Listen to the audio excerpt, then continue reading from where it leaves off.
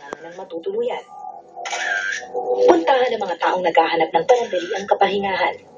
At para sa ilan, nagsisilbi na ring pansamantalang tirahan. Pero kung minsan, di rin naiiwasan na sa likod ng pinto ng bawat silid may nagaganap na di inaasahan.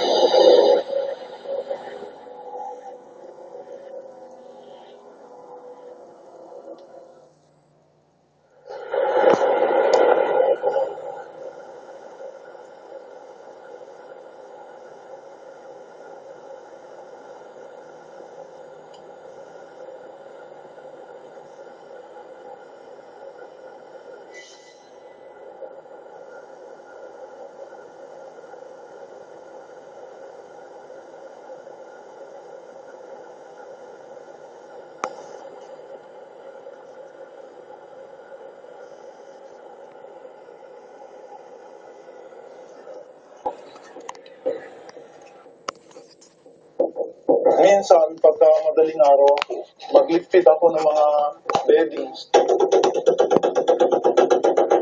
May makatok sa kwarto. Pagbukas ko, wala.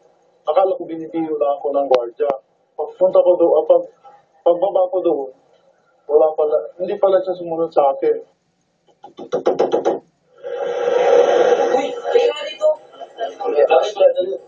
May naka-check-in pa dito sa room number 6? Wala, tagal-tagal nung naka-check-in na. Kasi may pinakalago ko. Ano ba? Minsan, pag mag-grouping kami, ating gabi, madaling araw, may pagpasok kami sa kwarto, may naramdaman kami, minsan kinakato kami, pagbukas namin, wala naman tao. Minsan malamig na hangin. Ngunit sa likod ng mga kwentong ito ay isang mas nakakahilakbot na lihim. Sikretong nakaraan ng nasabing hotel na agad naramdaman ng occult and paranormal expert na si Alex Angeles nang sadyain ito ng Hot TV. Meron bang... No, something's bothering me. Meron bang... nadedo rito? Meron? Okay. Lalaki. Bagay na kinumpirma ng mga kwento ng mga taong naroroon mismo nang mangyari ang lahat. Salamat ka po. Sige po. Sige, salamat po.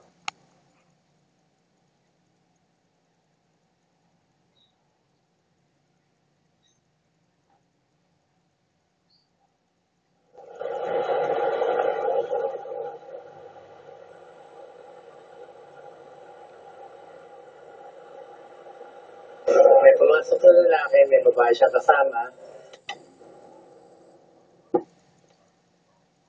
Sa kalagitnaan o sa proseso ng aliw, pinasok siya ng dalawang lalaki. Ang estilo dun dapat, hindi sasakin yung lalaki kung hindi nakawan lang.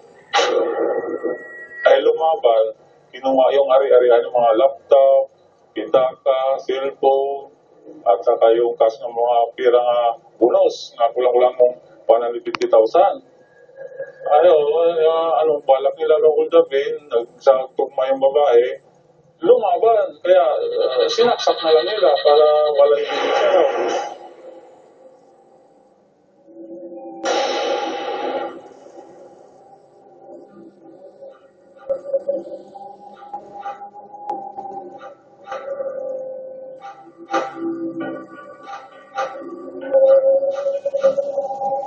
O yan, o. Patas daw sa talaga sa ito eh. Eh? Wala, nandiyan ba? Masama talaga ito ah.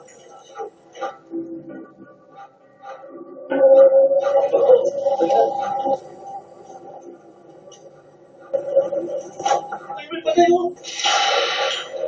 Pasok na, namatay yung babae, yung lalaki. Doon ko nakita na nakaiga na sa sahig. At saka medyo maalingasaw ng amoy. Nahuli na naman yata yung babae, right? Kasabot na yung babae. So yung dalawang lalaki na lang nawawala. Tapos tuwing madaling araw yung nangyari na yun, talagang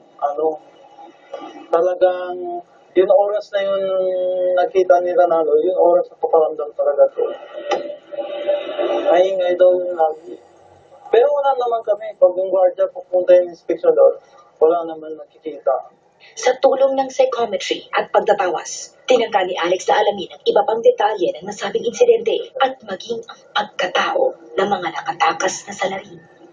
It's a relative ng babae. Now, ang lugar kung nasaan ngayon tong isang to, ewan ko for one strange reason or another, lumalabas Mindoro.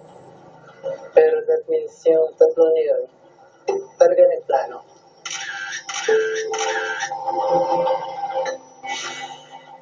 As far as the person is concerned, yung babae hindi na naksak sa kanya. Dalawang lalaki nagsaksak. So gusto niya mahuli yung dalawang lalaki. Sa ngayon, tila wala pa rin iniuusad ang kaso ng nasabing pagpatay. At marahil, ito raw ang dahilan ng patuloy na pagpaparamdam ng espiritong di matahimik. Sa likod ng pinto ng bawat silid ng isang hotel, nagtatago ang iba't ibang mga kwento. Kaya bago ang susunod na check-in mo, ang tanong namin sa'yo, gaano ka kasiguradong hindi sa kwartong tutuluyan mo naganap ang istoryang ito?